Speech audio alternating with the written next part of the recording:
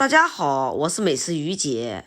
快过年了，今天来给大家分享一道蒸蒸日上的做法，寓意着日子越过越好，好看好吃上档次。过年做上这道菜，或者是家里来客了，端上桌去特别的有面子，而且呢做法还非常的简单。下面请跟我一起来操作吧。首先来处理一下大虾，今天花了66块钱买了将近2斤的大虾。先把头尾给剪掉，把这个虾须、虾腿都给剪掉，然后用手挤压这个虾脑，往外轻轻的拉，这个虾线轻轻的拉出来了，就像这样可以了。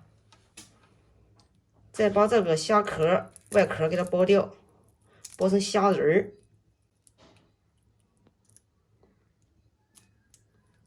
剥成这样就可以了。先给它放在盆子里面备用。接下来按此方法把所有的虾全部都给它剥完。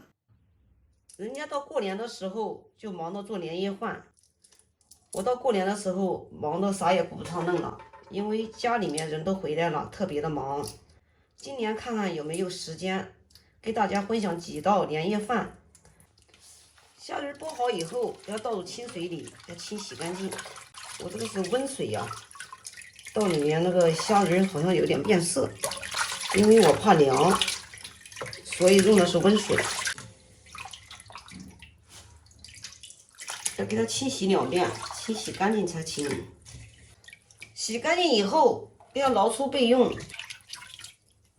下面开始调味，加一点点的盐，盐千万不要加多了，加多了虾肉会柴。再加上葱花、姜末，再加少许的料酒去腥。然后用筷子给它搅拌均匀，给它腌制个5分钟左右。腌制的时间也不要过长，过长了这个肉啊就不鲜嫩了。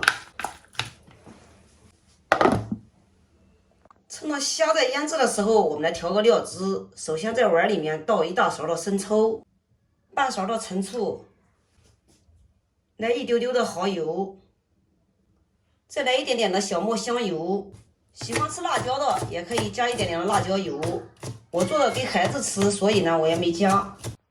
最后再把我们切好的蒜末和香菜给它倒进去，然后再加一点点的开水给它搅拌均匀，我们的灵魂料汁就做好了。接下来再准备3根火腿肠，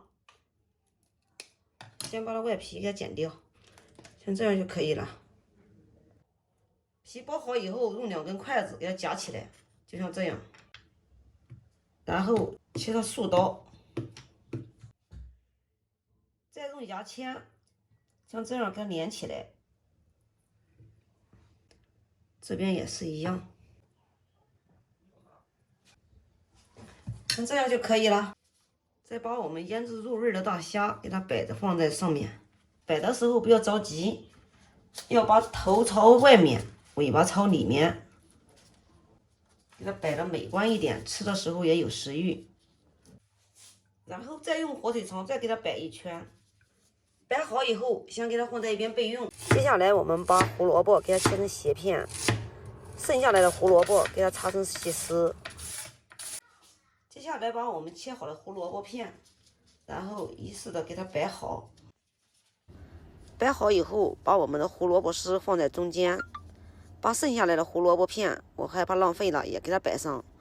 最后在中间再打一个蛋黄，蛋白呢留着炒菜吃，只取蛋黄就可以了。摆好以后，给它放在笼屉里，水开上锅蒸，大火给它蒸6分钟。时间呢千万不要蒸太长，蒸时间太长了，吃起来很柴，就不鲜嫩了。时间到了，打开让大家看一下，哇，好漂亮呀！